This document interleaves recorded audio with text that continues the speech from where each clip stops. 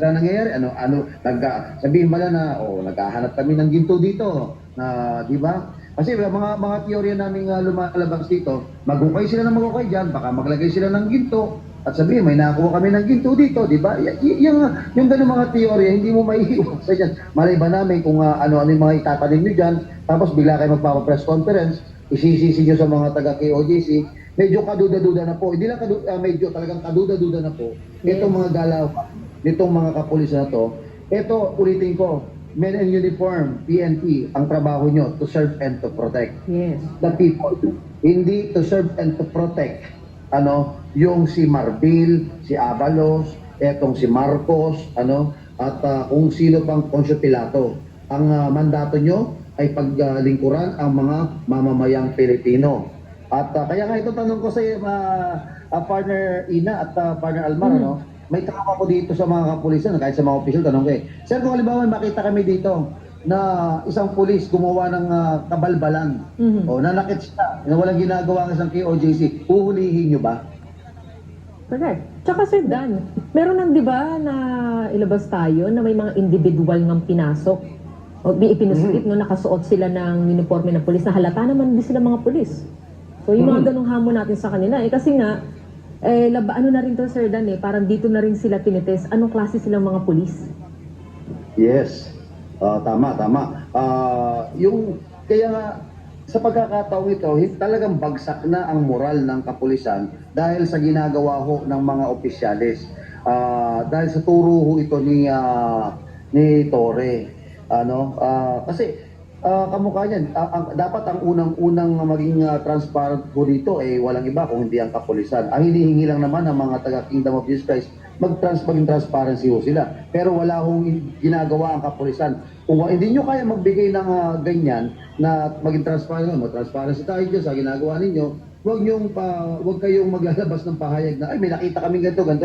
So, pumapasok po yung pagdududa. Talagang 100% na kung ayaw mong ipakita, may gagawin kang hindi maganda.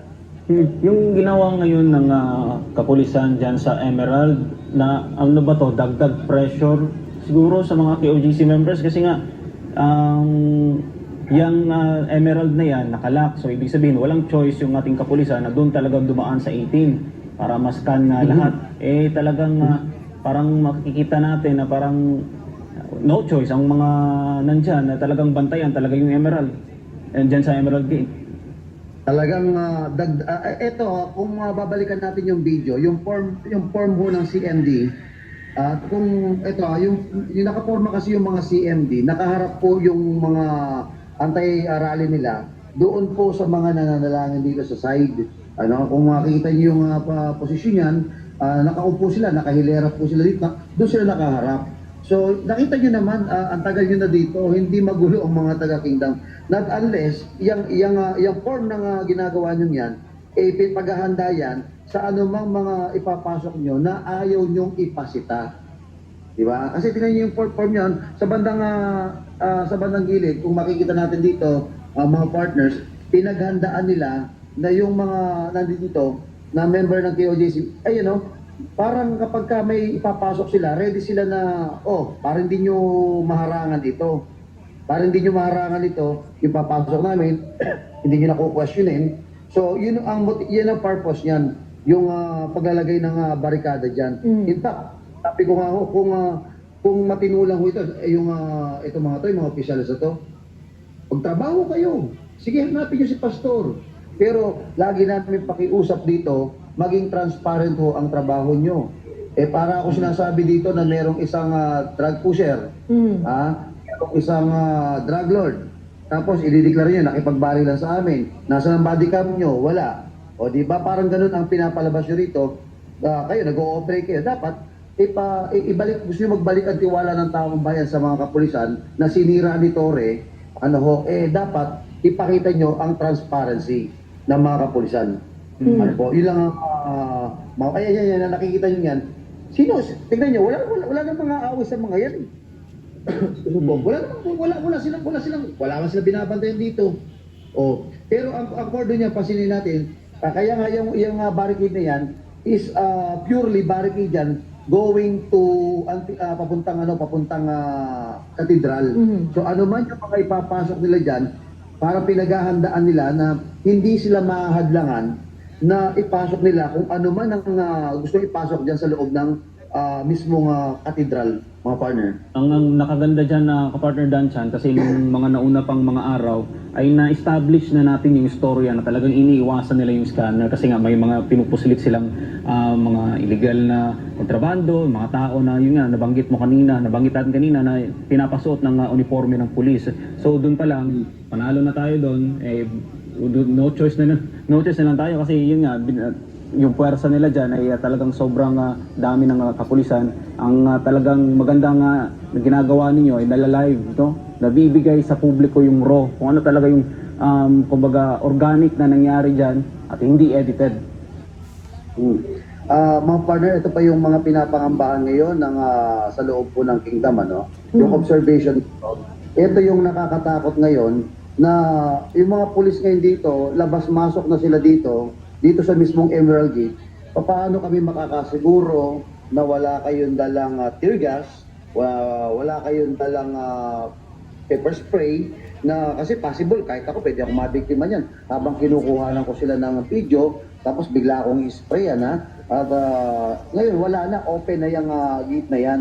Hindi ka mukha dati at paano tayo makakasiguro yung doon, ultimo lighter, hindi sila makapagpapasok ng lighter at sigarilyo. Talagang kinukumpis ka ron dahil iniingatan po natin ang compound dahil para sa mga Kingdom of Jesus Christ, mga residente po rito, ay sagrado at banal na lugar po ito. Kaya iniiwasan po natin makapagpasok po sila, ultimo lighter, ultimo sigarilyo, Yes. di ba? Para kumbaga, disiplina ba? Diba? Kung sa ano, kaya ito, para sa nakita ko, sagrado po ang lugar to. Iniiwasan lang po natin yung ganung mga bagay. Ngayon, paano tayo makakasiguro? Na ngayon bukas na itong gate na to, lalo na paggabi na, at paano tayo makakasiguro na mamayang gabi, walang gagawing milagro yan, at walang ipapasok na kung ano-ano yan. So ngayon, hindi na ako sigurado kung ano-ano na yung mga naipasok dyan at yung mga bakit hindi na dumada sa scan. Again, ulitin ko, ingat na lang po siguro yung mga miyembro dyan. Ano? At may isang bagay pa ako napansin, ito, tayo ngayon sa compound ng mga kapulisan, kung wala kayong tinatago at anomalyang ginagawa, obvious na obvious. Di ba ganito, partner Ina, partner Almar, makita mo yung tape dito, di ba? Yung, kunyari, ito. I-ano ko lang konti. Ito yung nameplate mo, pangalan mo rin, nakalagay dito yung nameplate mo. So, dito sa kapila, wala nang pangalan to. Very obvious naman, yung cellphone nila, nilalagay, itinataas yung pinaka-butones dito, inilalagay yung ganyan cellphone dito. So, nako-cover yung nameplate nila.